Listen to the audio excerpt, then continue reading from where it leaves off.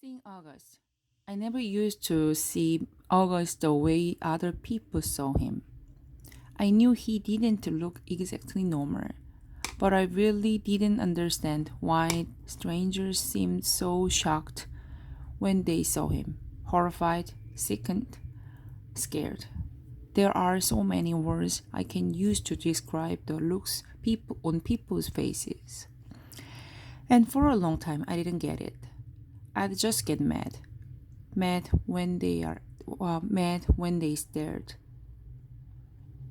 mad when they looked away.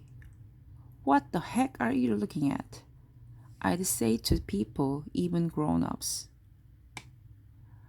Then, when I was about 11, I went to stay with Grants in Montauk for 4 weeks while August was having his big jaw surgery.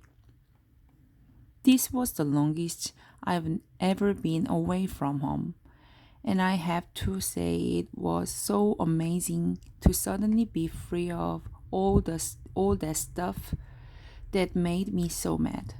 No one stared at Grants and me when we went to the town to buy groceries. No one pointed at us. No one even noticed us. Grants was one of those grandmothers who do everything with their grandkids.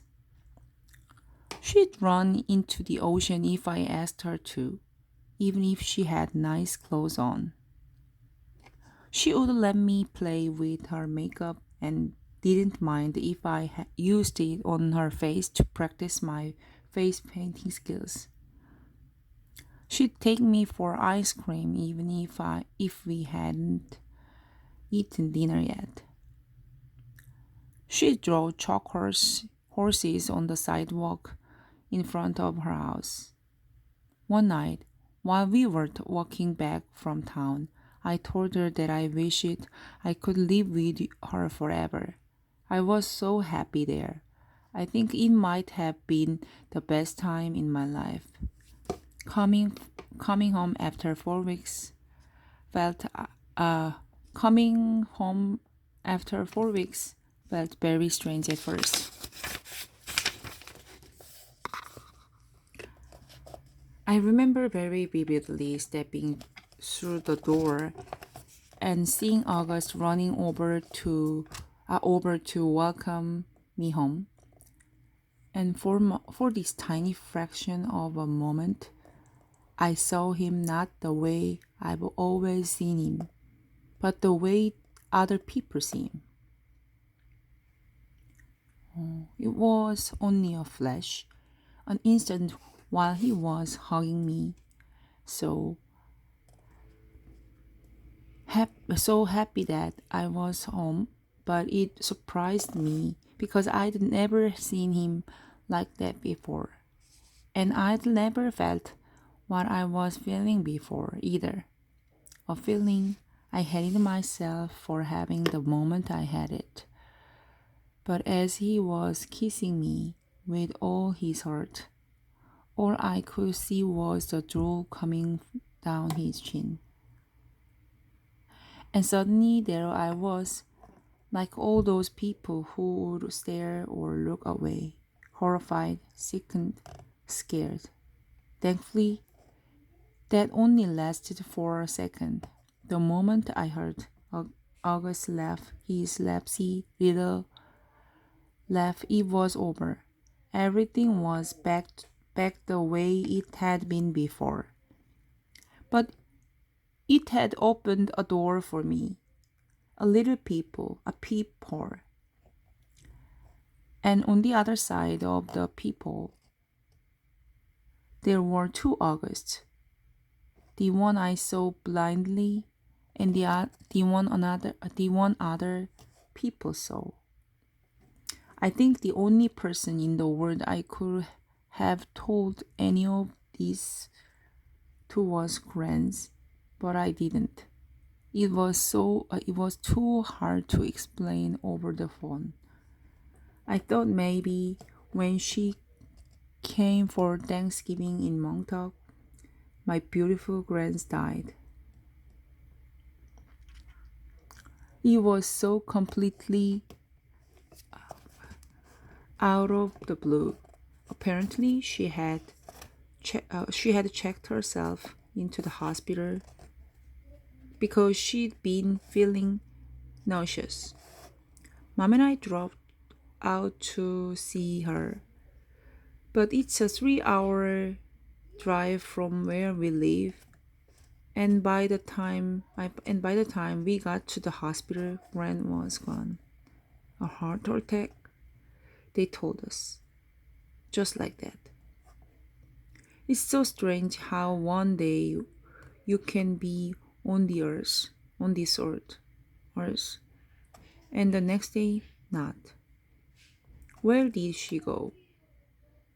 Will I really ever see her again? Or is that a fairy tale?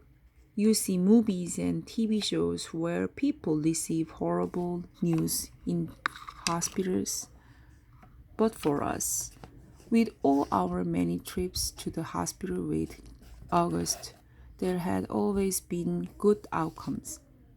What I remember the most from the day Grant died is mom literally crumpling to the floor in slow, having sobs, holding her stomach like someone had just punched her. I've never ever seen mom like that, never heard the sounds like that come out of her. Even though all of August's surgeries, mom always put on a brave face. On my last day in Montauk, Grant and I Grant and I have watched the sunset on the beach. We had taken a blanket to sit on, but it had gotten chilly, so we wrapped it around us and cuddled and talked until there wasn't even a sliver of sun left over the ocean. And then Grant told me she had a secret to tell me. She loved me more than anyone else in the world. Even August? I had asked. She smiled and stroked my hair, like she was thinking about what to say. I love Augie very, very much, she said softly. I can still remember her Portuguese accent, though the way she rolled her R's.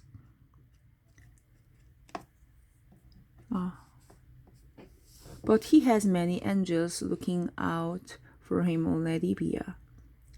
And I want you to know that you have me looking out for you.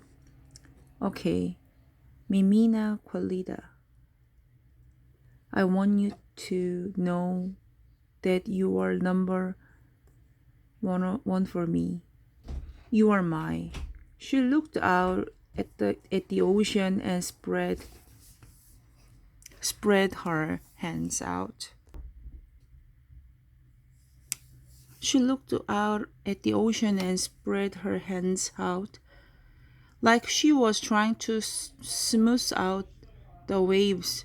You are my everything. You understand me. Via Tuis knew Tumo.